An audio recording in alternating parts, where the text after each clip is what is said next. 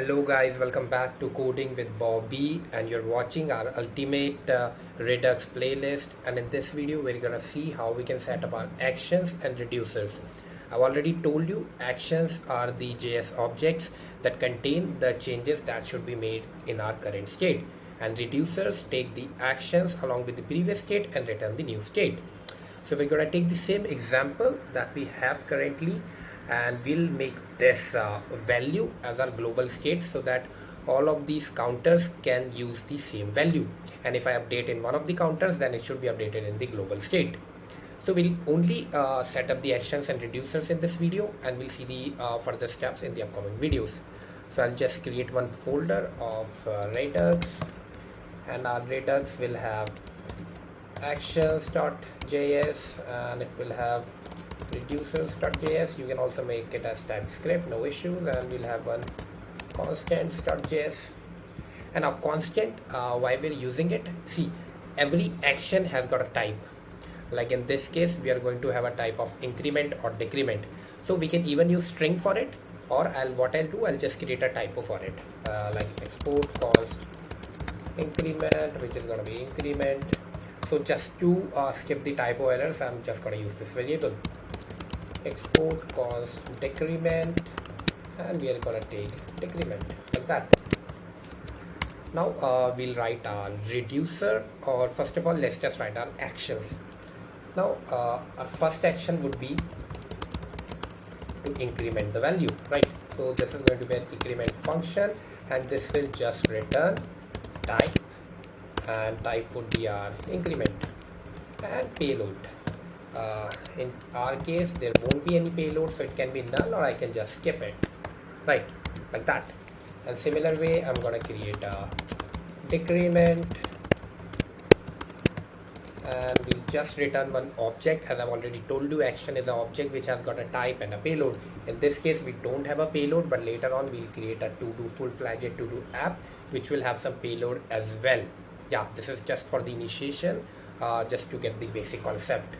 So I'll just have a type, and this will be decrement, no payload. That's it.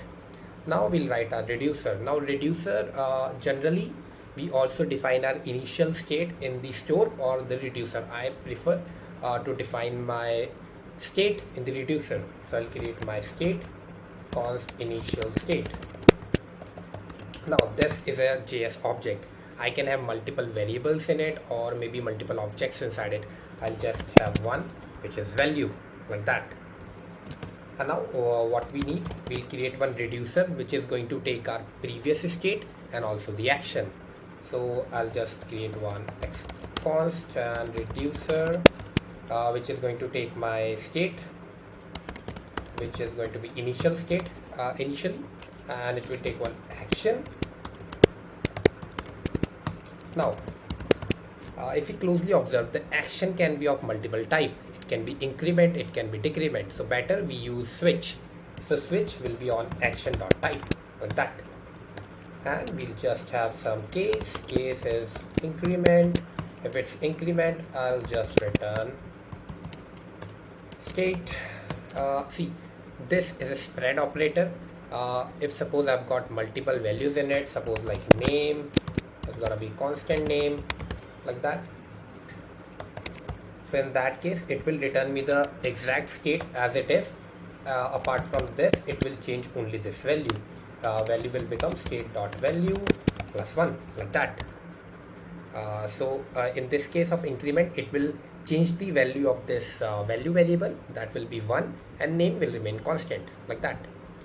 And we'll also create one case for decrement, and this is going to return a state, and value is going to be state.value minus 1, like that. And we'll have a default case which will just return a state. Yeah, and we'll just export default and reducer, like that. Yeah, so this is how we need to define our reducer. In our reducer we need to define our initial state or the global state for the whole app, and in actions we are defining different actions that can be applied on our state. Now we can have multiple reducers as well. If suppose I'm making an Instagram app, so I can make one reducer or one state for the user management, one for the post management. That also we'll see along in the following tutorials. Yeah, so that's it for this video. Next video we'll see how we can set up our store and how we can integrate this store with our React app. Thank you.